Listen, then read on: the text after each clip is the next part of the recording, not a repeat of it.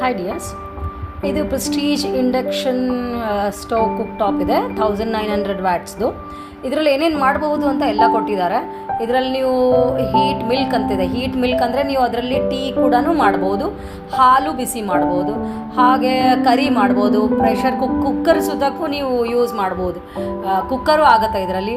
ಹಾಗೆ deep fry ಮಾಡ್ಬೋದು, ಇಡ್ಲಿ ಮಾಡ್ಬೋದು, ಸುಮಾರು ಆಪ್ಷನ್ಸ್ ಇದೆ. ತುಂಬ ಚೆನ್ನಾಗಿದೆ ಫ್ರೆಂಡ್ಸ್. ಇದು ಈಗಿನ ಸಿಚುಯೇಷನಿಗೆ ಇದು ಬೇಕೇ ಬೇಕು. ಎಲ್ಲರ ಮನೇಲಿ ಇರೋದು ಒಳ್ಳೆಯದು ಆ್ಯಕ್ಚುಲಿ. ಇದರಲ್ಲಿ ನೀವು ವ್ಯಾಟ್ಸ್ನ ಹೆಚ್ಚು ಕಡಿಮೆ ಮಾಡ್ಬೋದು. ಇದ್ರದ್ದು ವ್ಯಾಟ್ಸ್ ಬಂದು 1900 ಇದೆ.